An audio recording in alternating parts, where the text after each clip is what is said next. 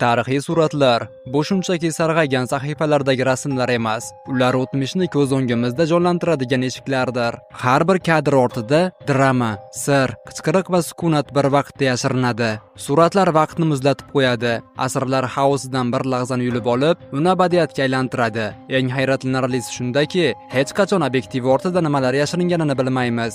Bu ulug'vorlikmi, dahshatmi yoki millionlab taqdirlarni o'zgartirgan bir ommi? Hammaga salom do'stlar, siz boshqa dunyo kanalidasiz. Bugun biz sizlarga o'tmishdagi yashirin va dahshatli kadrlar to'pligini tayyorladik. Siz ekranga yaxshilab joylashib oling, biz boshladik. Agar siz ham Amerikada 10 yil yashash, ishlash va o'qish imkoniyatiga ega bo'lmoqchi bo'lsangiz, Green Cardta bu eng yaxshi variant. Siz ham Green Card lotereya o'yinida qatnashmoqchi bo'lsangiz, hozir bu ayni vaqti. Bizning professional xodimlar sizga yordam beradi. Xizmat narxi esa boshqa dunyo kanali obunachilari uchun atigi 50 ming so'm. Biz bilan bog'lanish silkasi opisaniyada. 1943-yil. Razvedkachilar muzdek suv ichida yurishmoqda. Har bir nafas vaqtning o'ziga qarshi chaqirig'i. Bu romantika emas, bu tirik qolishning sovuq bir yo'li edi. 1915-yil. Usmonli imperiyasi. Amaldor shaxs non ushlab, ochlikka mahkum bolalarni mazax qilmoqda. Bu surat tarix yuragiga urilgan zarba. Bu yerda zolimlik hokimiyatning tili bo'lgan. Nagasaki 1945-yil. Bolakay orqasida jonsiz yotgan ukasini ko'tarib turibdi. Uning sokin holatida yuzlab urush haqidagi kitoblardan ko'ra ko'proq fojia mujassam. 1960-yil. SSSR. Bolalar baliq yog'i olish uchun navbatda turishmoqda. Ularning yuzida odatiy itoat, chunki bu yerda sog'liqning ta'mi yog' va tuz edi. 1940-yil. Og'ir ekvivalent kiygan ilk g'avvozlar. Ular ko'proq tadqiqotchilarga emas, balki o'zga sayyoraliklarga o'xshab ko'rinadi. Qochqinda yurgan fuqarolar front va evakuatsiyadan so'ng o'z qishlog'iga qaytishmoqda. Ularning qadamlari go'yo sokin etrofdek. Vyetnamda kichik bir qizaloq otasiga yopishib olgan kadr. Otasi partizanlarga yordam berganlikda gumon qilinib, qatl qilinish uchun bog'lab qo'yilgan. Bu kadrda sevgi, qo'rquv va har qanday ayblovdan kuchliroq tasvirlangan. 1943-yil 8-fevral. Natsistlar 17 yoshli partizanka Lepa Radichni osish uchun tayyorlashmoqda. Nemislar qizdan sabdoshlari kimligini so'rashganida, qiz shunchaki ular qasos olish uchun kelishganida o'zingiz bilib olasiz deb javob bergan. 1912-yil 15-aprel. Sovuq Atlantika okeani. Kichik qayiqda Titanik halokatidan tirik qolganlar qutqarilmoqda. 1940-yillar.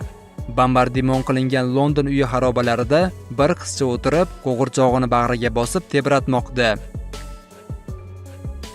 Bu esa hozirgi kundagi G'azodagi bolalarning holati.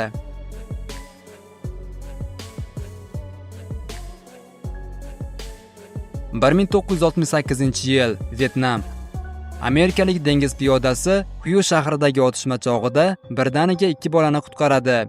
Bu on urush va insoniyat yuzma-yuz to'qnashgan lahza edi.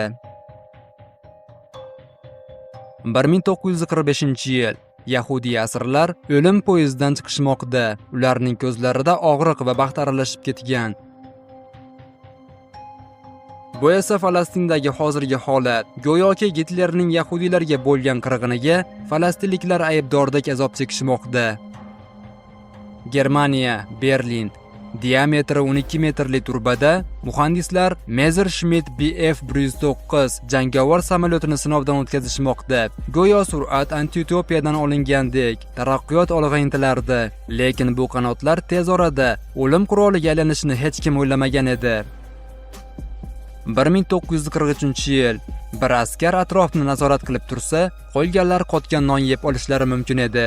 Afsuski, bu ularning oxirgi bor ovqatlanishi bo'lgan.